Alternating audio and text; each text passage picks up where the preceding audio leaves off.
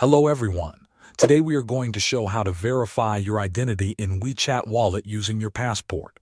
First, open the Wechat app on your phone.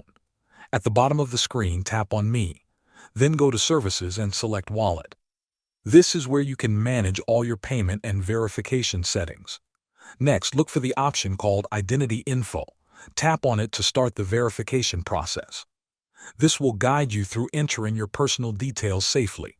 Now choose the type of ID you want to use. In this case, select Passport. Then enter your full name exactly as it appears on your passport. Be careful with spelling and spaces.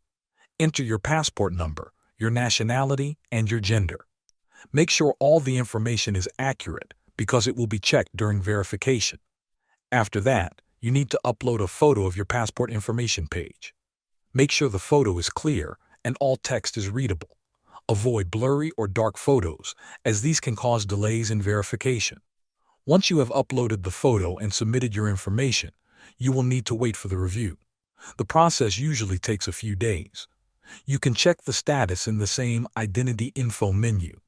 When your verification is complete, you will receive confirmation in the app. Thanks for watching.